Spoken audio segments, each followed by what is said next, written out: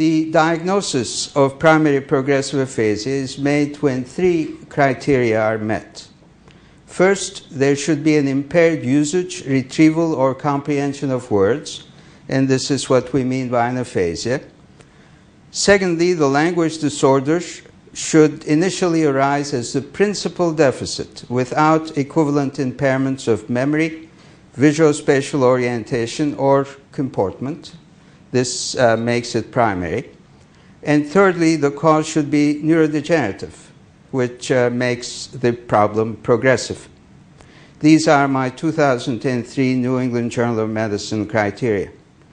If you have a group of patients who fulfill all three criteria, and you have a group of neurologically intact control subjects, and you use the FreeSurfer software, which allows you to compare brain scans of the two groups and display the areas of cortical thinning in the patient group in terms of red and yellow patches. This is the map of atrophy that you would see in the PPA group. And I'd like to draw your attention here to the single most remarkable and distinctive aspect of PPA, namely the pronounced asymmetry of the atrophy favoring the language-dominant left hemisphere. And in the left hemisphere, the atrophy involves all major components of the language network: Broca's area, Wernicke's area, lateral temporal cortex, while leaving immediately adjacent primary, motor, sensory, auditory, visual cortices quite intact. Now, this is a group map. In individual patients, however, the location of peak atrophy within the language network varies, giving rise to different types of language disturbance, which then arises the need to subtype these patients into different groups. But before I go into the details of this kind of subtyping, I would like to give you a very brief primer into the language network.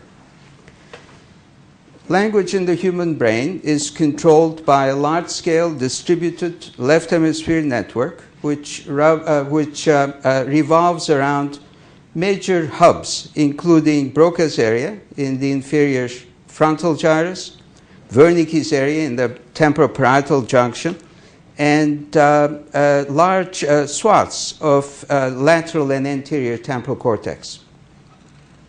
At a very general level of abstraction, the language network can be resolved into two major functional axes.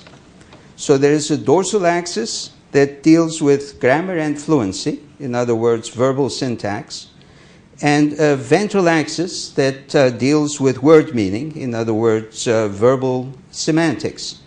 And the arcuate fasciculus interconnects Wernicke's and Broca's area and mediates the phonological loop function, which allows us to repeat words and sentences.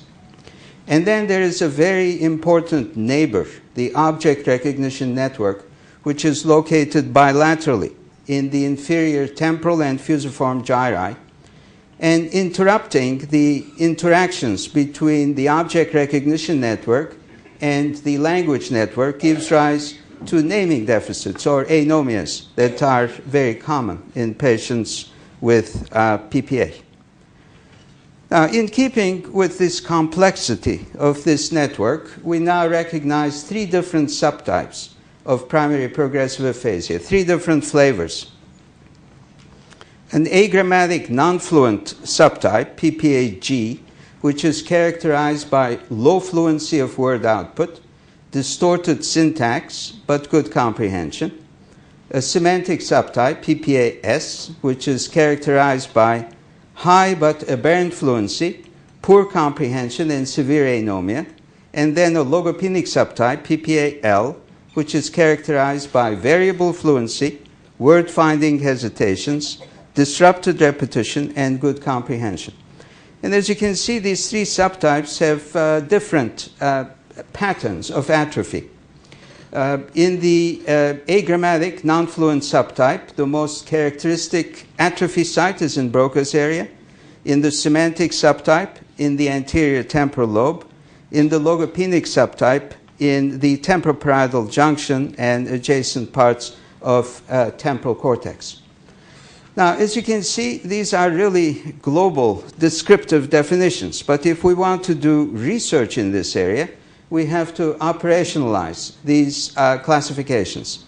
And this is what was done by an international group of investigators led by Merlu Gorno-Tempini in UCSF, R.G. Hillis at Johns Hopkins, and Murray Grossman at University of Pennsylvania, with contributions from our group here.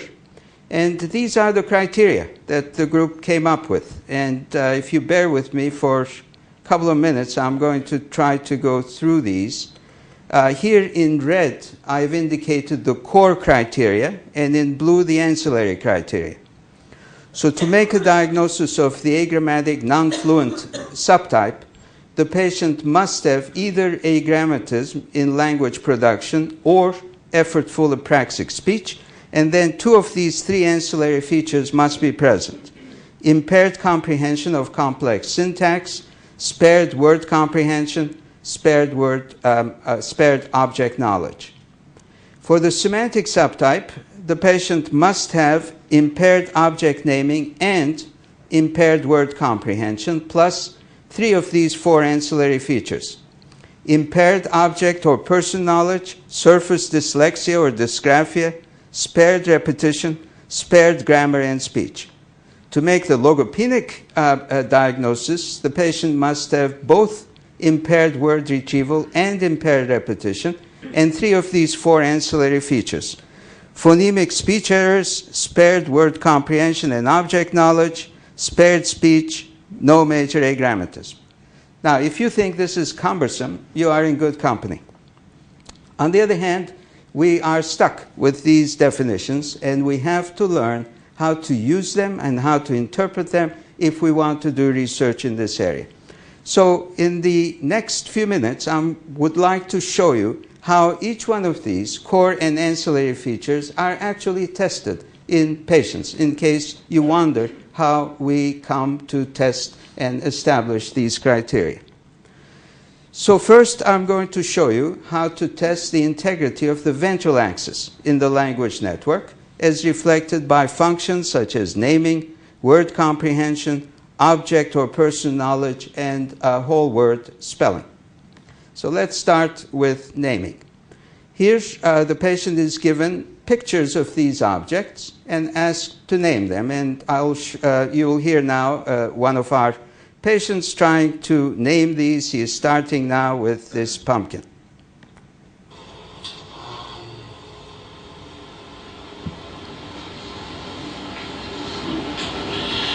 Well, you make pies out of them. They're orange color, and you can carve faces on them for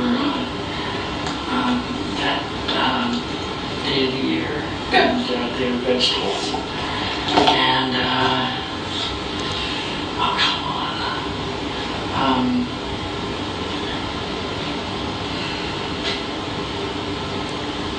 Grapes. Mm-hmm.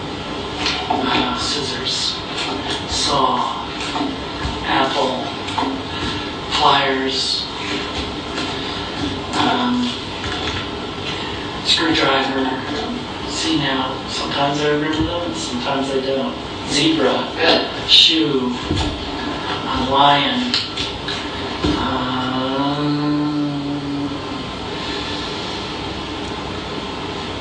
right on the tip of my tongue.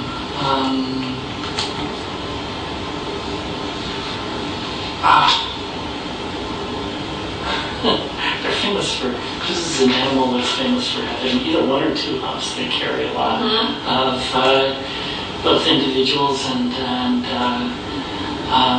materials, particularly in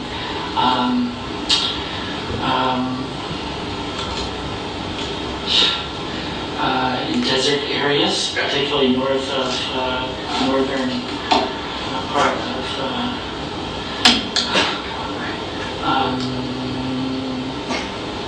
Africa. Good. Okay. So, from his descriptions, you can see that he actually recognizes the objects he cannot name. And we know that he understands the meaning of the word, which is the name of the object, because in another phase of the testing, when we ask him to point to the pumpkin, point to the camel, he can do that well. So his problem then is being able to come up with a word he understands in response to an object he recognizes. So the problem here is in retrieval of the name of the object. He has retrieval anomia. And retrieval anomia is a core feature of the logopenic subtype. And here was a map of atrophy in this patient at the time when he was doing this testing. And you see the atrophy is incredibly specific, located just on the anterior tip of the temporal lobe, only in the left hemisphere, in a way which must have interrupted the interactions between the object network and the language network. Now, let's take a look at a slightly different kind of naming impairment. And here I put out these objects in front of the patient. I don't know if you can recognize them, so let me go over these with you. This is a figure, a little figure of an alligator. We have a bun here, a key, waffle, lemon, this strawberry, a button here, a spoon, a peach. This is a rooster, scissors, a lamb, bagel, a hot dog, a pear, an orange, elephant, a comb, croissant, and here's a cow. So my naming is not so bad at this moment. So now let's see what the patient does. At first pass, she was unable to name any of these objects when asked to name them by sight. So now I'm testing the second part to see if she understands the meaning of the words which are the names of the objects. And you see a sheep. And you see a strawberry here.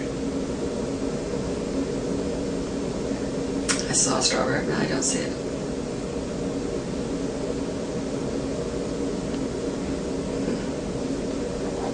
Oh, here.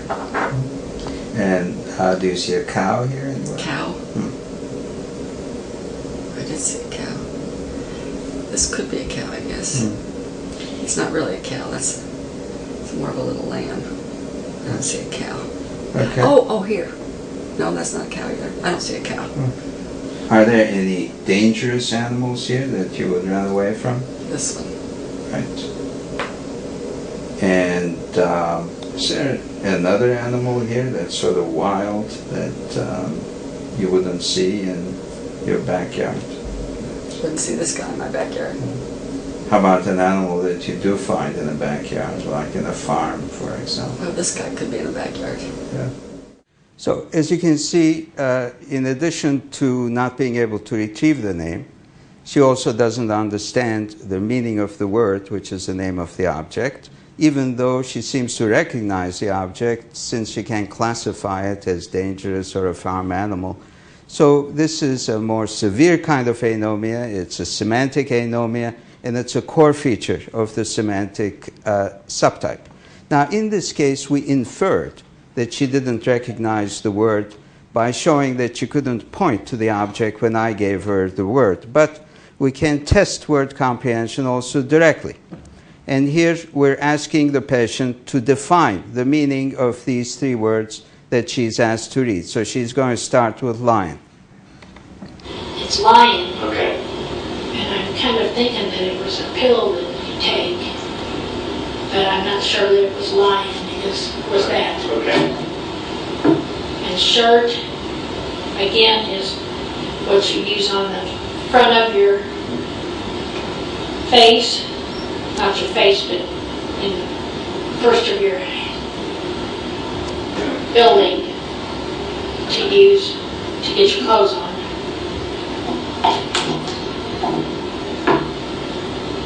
Can you say it out loud? It's pumpkin. Okay. And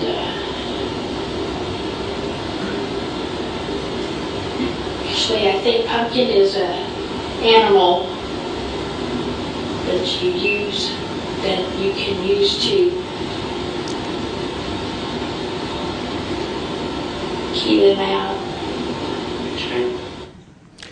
So you see this profound impairment in word comprehension, words she can read perfectly fine. And this is a defining core feature of the semantic subtype, and it's an exclusionary feature for the other two subtypes. This is the atrophy at the time she was doing this testing, and you see that in comparison to the patient with the retrieval anomia, there is much more extensive atrophy in the temporal lobe extending posteriorly, including parts of Wernicke's area.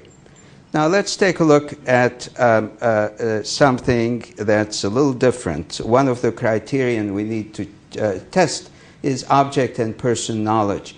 Impairment here is an ancillary feature of the semantic subtype and should not be present in the others. So here again, I'm going to ask the patient questions about these objects. The objects are pretty much the same as the other set. The one exception, I guess, in deference to our university's policies of equal employment, affirmative action, instead of a rooster, I have a chicken here. And the other objects are the same. I first asked the patient to name these objects. He can't do that. Now we're going to the second phase of word comprehension. Where are the scissors? Scissors? Yeah.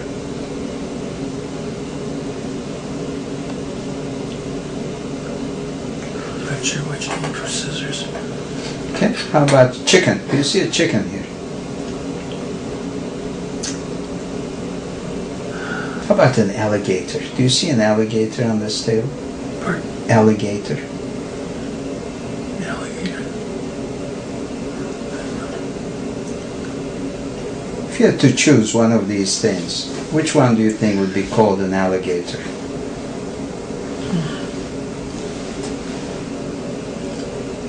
This one.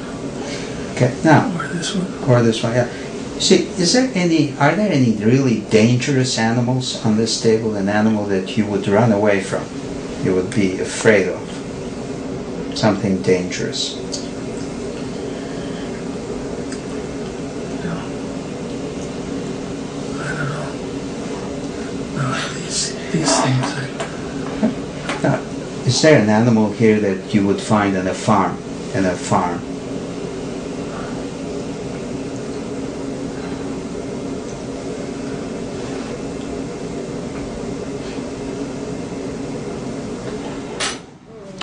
So, in addition to problems with retrieving the word, not understanding the meaning of the word, he also doesn't recognize the nature of the object. And here, if you look at the MR scan at the time when he was doing this, you see first the characteristic asymmetric atrophy of the left perisylvian area. This is characteristic of PPA.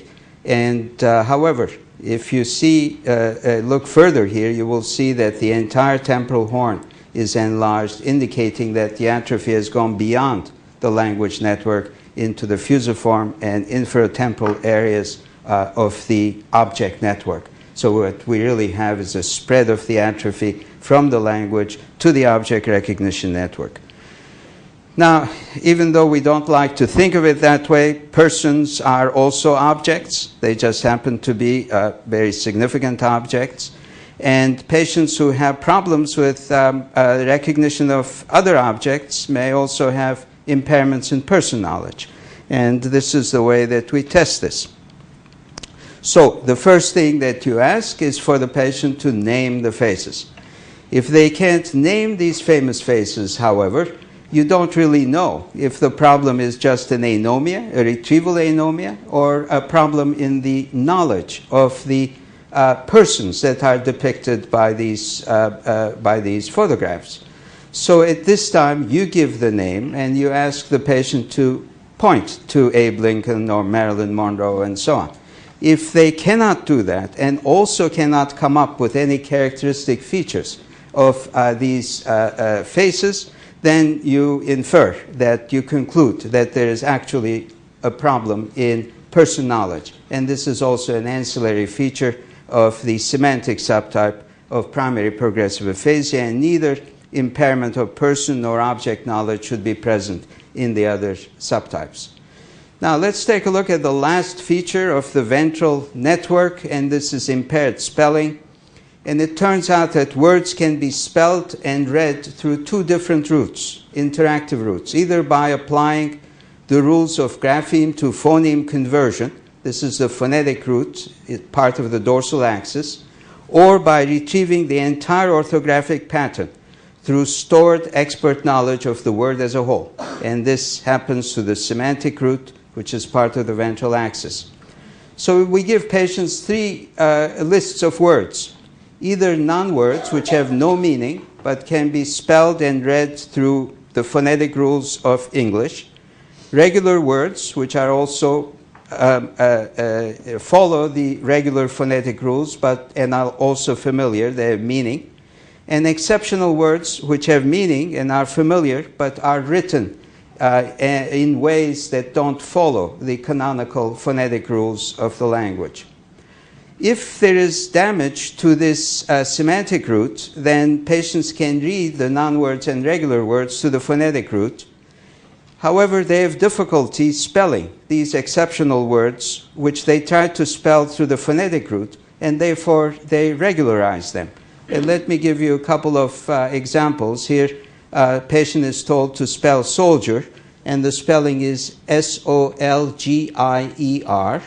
And patient is asked to spell ghost, and the spelling is G-O-A-S-T. So this is very creative. It is phonetically perfectly fine, but it wouldn't get you any good grades in English. So patient is trying to use the phonetic route in order to spell these words. And this kind of misspelling is known as surface dyslexia, and it's an ancillary feature of the semantic subtype. Let's now take a look at the integrity of the dorsal axis and phonological loop. And the functions associated with this are fluency in word finding, grammar in sentence construction, syntax comprehension, phonological encoding, and word and sentence repetition. So let's take a look first at a patient which has word finding hesitations. This is extremely common in PPA, and it happens to be a core criterion for the logopenic subtype. Here the patient is given this scene of a picnic on the beach and asked to describe it. And, they've got music here, and he's reading not a card, he's reading a thing, and that's about it. So that's the word finding hesitation, very common. Now let's take a look at a different kind of output impairment, and this is grammatical abnormalities in sentence construction. Again, the patient is describing the scene. Picnic, reading,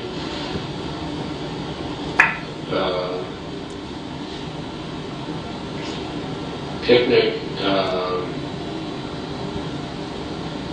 mother drinking glass, boy, I had the girl as a sandcastle, but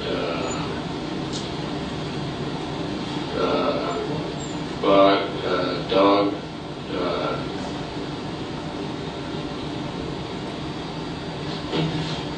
good boy, dog.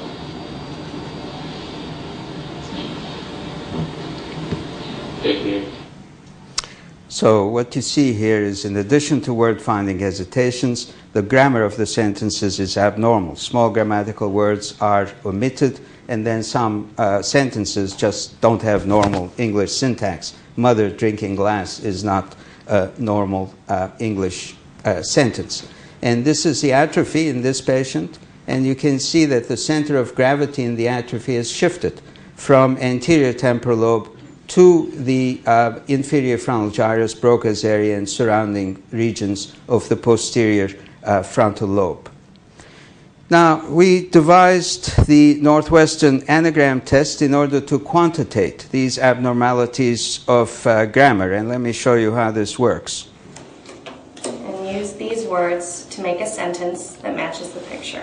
So we're giving the patient a number of words on cards. He has to sequence them to describe this particular action of a boy who is pulling this girl in this cart.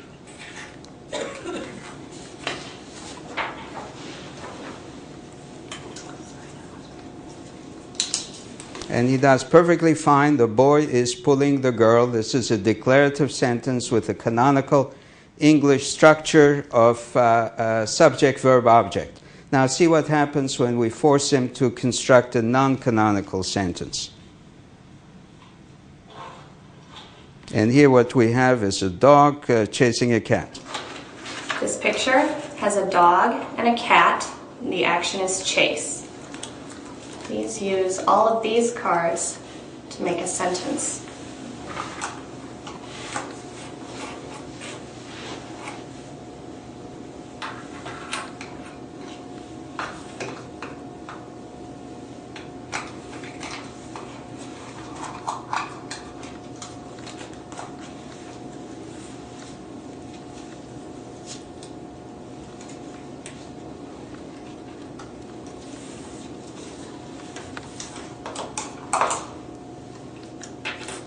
What you see here is what he has is the dog is chased by the cat, which is the wrong statement because it's the other way around.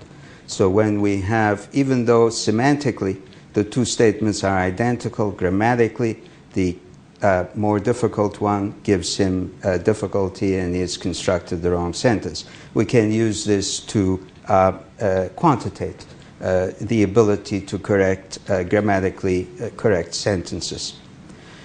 Now, another important feature we have to test is the ability to understand complex syntax. So impaired grammaticality in sentence construction is a core feature of the grammatical subtype or PPA, and the impaired comprehension of complex syntax is an ancillary feature of the same of the agrammatical subtype. Now, this is what I'm doing here. I'm showing here these two reversible actions. Dog is chasing a cat, cat is chasing a dog. Now, I will test his comprehension first by giving him a canonical sentence, a straightforward, typical sentence, and there his comprehension is good. When I give him a non-canonical passive voice sentence, then his comprehension fails. Can you point to the dog that is chasing a cat? Okay. Point to the dog who the cat is chasing. How about the cat who is being chased by the dog? So he's pointing to the incorrect picture whenever the sentence has a passive voice construction. Now, let's take a look at the last items of the dorsal axis, phonemic errors and poor repetition. I have distorted this just to keep confidentiality of the patient. And I'm first going to show my wristwatch and ask him to name it, and you're going to see a phonemic paraphasia. And then I'm going to ask him to do some repetition, and you'll see impairments there. Words. In what way? I can't talk, right? I know what's going on up there. I can't get it out. And what is this? This mud, clock, wish. Can you say, now, the red book is on the table. The red book is on the table. Okay. No ands, ifs, or buts. No, no ands, ifs, or buts. No and